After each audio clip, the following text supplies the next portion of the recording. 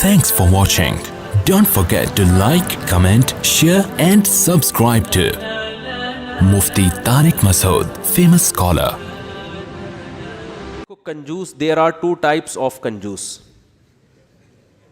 یہ there are to type بہت جگہوں پہ میرے بیان میں آج کل آ رہا ہے, اس سے یاد رہ جاتا ہے.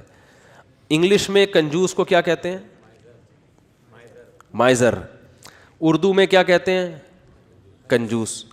اور کوئی لفظ نہیں ہے. عربی چونکہ بلیغ زبان ہے نا, تو عربی میں there are two types of کنجوسز.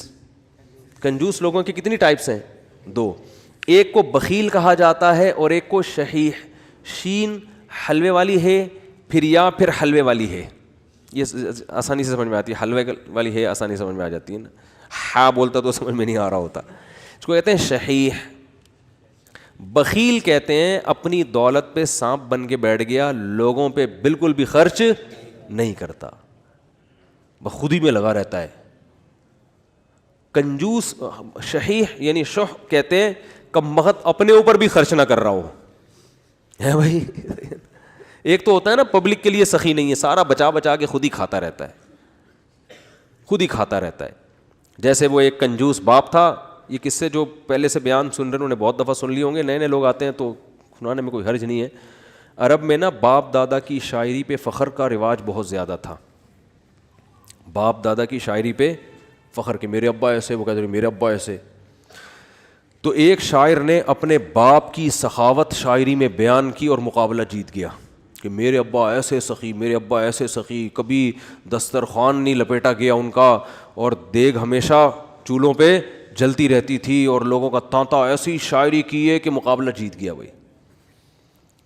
ایک دن ایک بندہ اس کے گھر میں ملنے کے لیے آیا تو دیکھا کہ اس کا جو ابا ہے نا, جس کی سخاوت بیان کر کے یہ مقابلہ جیتا تھا, اس ابا کو دیکھا کہ بکری کے تھن سے منہ لگا کے دودھ پی رہا ہے. ٹھیک. اس نے بولا یار یہ آپ کے ابا کیا کر رہے ہیں؟ اس نے کہا اصل میں ابا میرے جو ہے نا, یہ جب گلاس میں دودھ نکالیں گے تو دھار کی آواز سن کے بچے آ جائیں گے دودھ مانگنے. اپنے ہی بچے ابا کے, دوسرے بھائی ہیں ان کے. تو میرے ابا کو یہ پسند نہیں ہے کہ یہ دودھ بچے پئیں, اس لیے بچوں کو آواز نہ جائے تو ڈائریکٹ تھنوں سے دودھ لگا کے پئیں. کہہ رہے ہیں یہ وہ ابا ہیں جن کی سخاوت بیان کر کے میں نے مقابلہ جیتا ہے.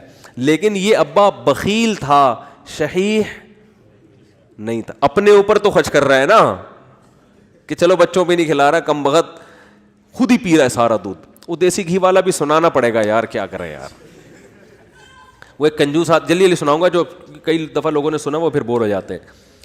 ایک کنجوس دیسی گھی لے کر آیا, ڈبہ لے کر آیا, تو بچوں سے کہا کہ اس کو کھولنا نہیں ہے, ڈبے سے لگا لگا کے کھاؤ نا, کیونکہ باہر بھی چکنائی ہوتی ہے نا. جب یہ ڈبہ بالکل چکنائی ختم ہو جائے گی نا, پھر ڈبہ کھلے گا اندر سے.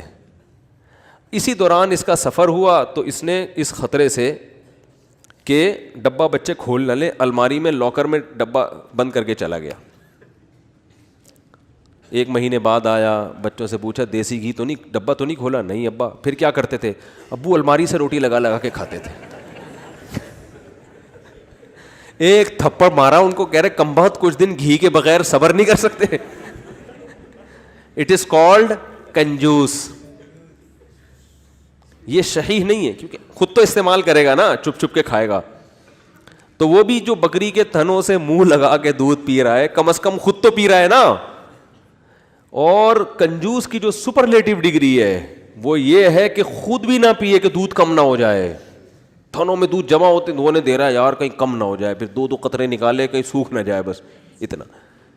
تو یہ آج معاشرے میں, پہلے تو ہم ان چیزوں کو لطیفہ اور مذاق سمجھتے تھے, لیکن جب آدمی چلتا پھرتا ہے نا, دیکھو ہم نے تو 8-10 سال علماء کے ساتھ گزارے, پبلک سے ہمارا ریلیشن ہی ختم ہو گیا تھا. جب مدرسوں میں گئے نا, وہ سارے دوستیاں یاریاں چھوٹ گئی. بالکل ایک علماء صلحاء کے ساتھ بیٹھنا, ان کی سخاوتیں ہم نے اتنی دیکھی, ہم حیران ہوتے تھے.